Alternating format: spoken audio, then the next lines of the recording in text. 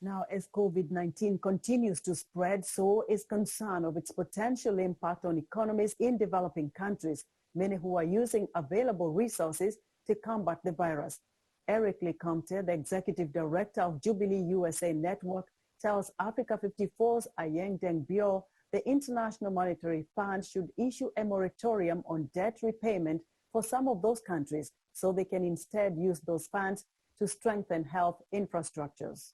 No doubt, we will see a very strong economic impact that most developing countries will face around the world, whether they be the so-called middle-income countries in the Caribbean or whether they be some of the poorest countries in the world like Mozambique.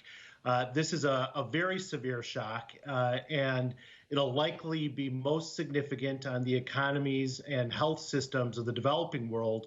But it also will quite likely hurt the developing world because we'll likely have a financial crisis that affects every country in the world because of COVID-19. This is a concern to, I think, a lot of countries because Africa does have some of the fastest growing economies in the world. There's a Brookings Institution report that says that Senegal, Rwanda, and Niger, these are some of the countries that were projected to have a positive economic outlook this year. So knowing, how unpredictable COVID-19 has been, which countries in Africa are you most concerned about right now? Well, we're really concerned about most countries in Africa. I think the reality is when we talk about economies that we're looking at growth, many of those actual economies and countries are already requesting emergency assistance from the International Monetary Fund. But when we look at Africa broadly, and in particular sub-Saharan Africa, we already know that countries throughout Africa have been facing a new emerging debt crisis, that there have been great challenges in raising revenue, and we still see staggering numbers in terms of extreme poverty. These are real concerns. And if we look at the majority of countries, even the most developed in sub-Saharan Africa, when we talk about how many critical care beds or critical care units they have per country, most sub-Saharan African countries only have 50 beds per country.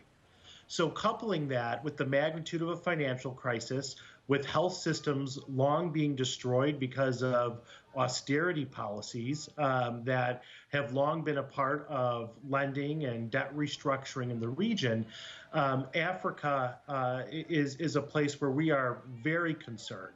So, Eric, what can developing countries do to protect themselves? What are some immediate measures that you think countries can take to kind of protect their economies as well as their workforce, really?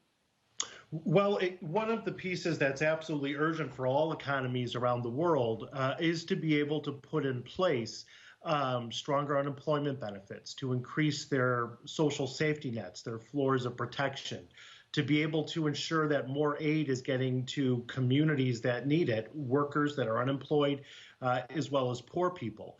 And so this will demand debt relief and increased financing for many countries in order to do this. I think one of the most important things that we're looking at African countries doing, many African countries are doing.